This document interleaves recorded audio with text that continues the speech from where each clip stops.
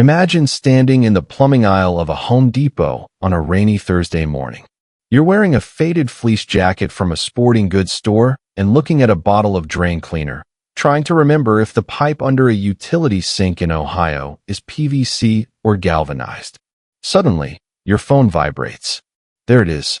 Formatted in plain, 12-point Times New Roman font by an accountant who has handled your books for nearly 2 decades. No exclamation marks. No champagne emojis. Just a cold, hard number sitting on a cracked smartphone screen. You have $650 million. And absolutely nobody knows.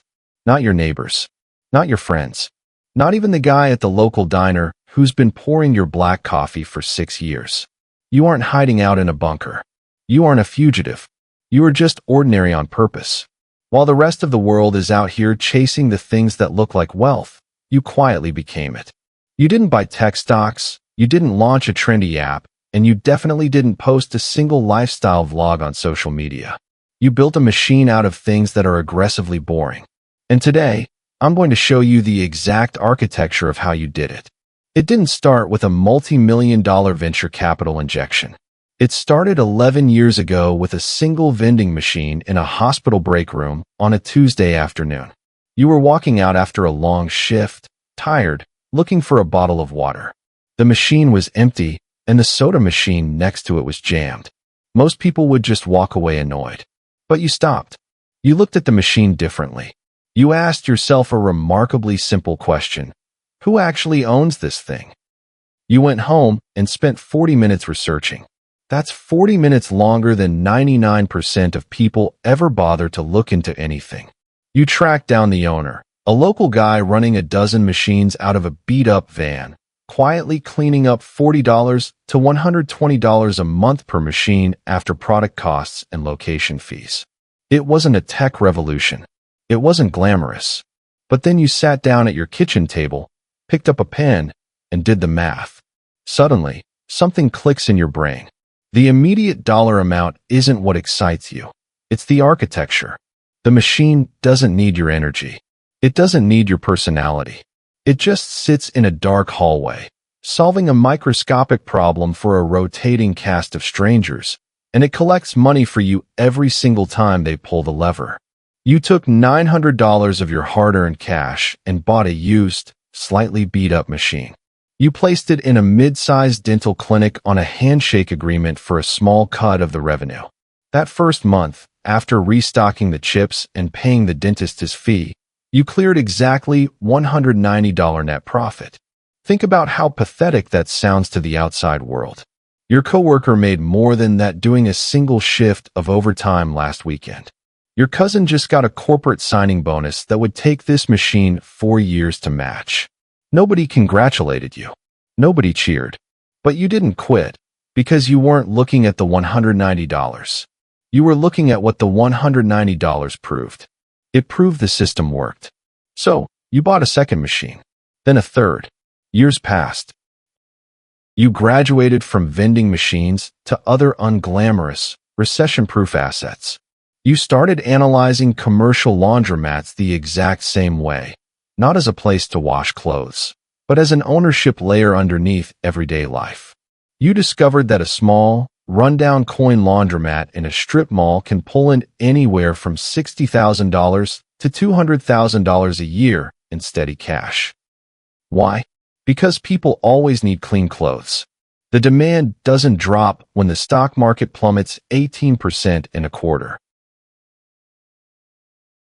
Your accountant, Karen, a woman who has seen chaotic business owners keep receipts in shoeboxes for 2 decades, looks across the table at you and says, "This is the most deliberately uninteresting portfolio I have ever seen."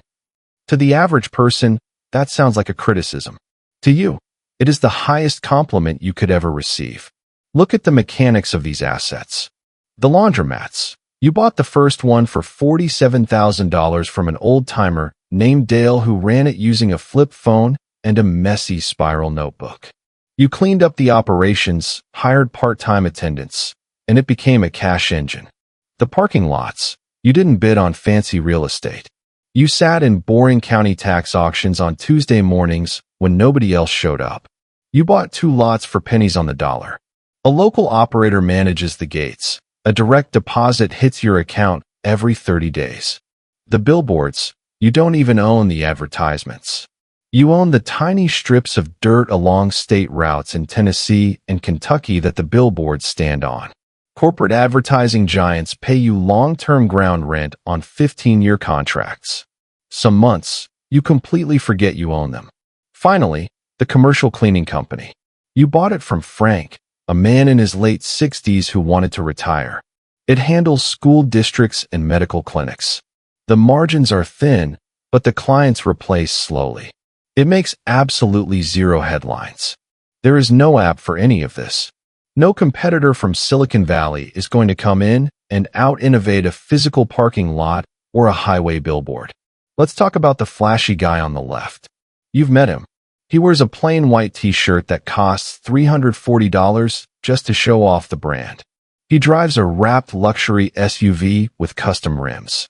He performs wealth loudly, desperately trying to get the attention of anyone in the room. He is operating in a world where being interesting is the price of admission. Now look at the right side. That's your 2019 Honda Pilot. It has 91,000 miles on it, and a cracked bumper you haven't bothered to fix for 8 months. When the flashy guy asks you what you do at a local networking event, you smile mildly and say, "I own a few small businesses. Laundromats, mostly." You can see his brain processing the data, instantly sorting you into the mid-level, comfortable, not worth my time category. He politely smiles and walks away. That single moment of dismissal is worth more to your net worth than anything else in that room. Because when people underestimate you, they stop watching you. And when they stop watching you, you gain absolute freedom. Currently, the average new car transaction drags people into a $735 monthly payment. You paid cash for your Honda years ago and spend nothing on it but basic oil changes. Every single dollar that isn't going toward a predatory luxury car lease is quietly flowing directly into assets that compound. But stealth wealth isn't just about saving money on cars. It's a defense strategy. The exact moment people find out you have massive liquidity, the entire temperature of your life changes. It's not malicious, it's just what money does to the social space around it. Conversations stop being natural. Requests materialize out of nowhere. A relative you haven't spoken to since 2018 finds an urgent reason to call you on a weekend. Your brother-in-law pitches you an unmissable investment opportunity over family dinner. Your ordinary life, the fleece jacket, the older Honda, the boring storefronts, is your armor. It costs you nothing to maintain, and it yields a return that money cannot buy. The luxury of moving through the world without a target on your back. But let's be completely honest. This lifestyle carries a silent, emotional weight that nobody ever warns you about. Think about your best friend since college. Let's call him Marcus. He played pickup basketball with you for years, stood by you at your mother's funeral, and calls you on a random Wednesday just to see how you're doing. No hidden agenda. A few months ago, Marcus called you, but his voice was different. He's been running a successful local food truck and finally found a perfect brick-and-mortar downtown location to expand. He was short exactly $85,000.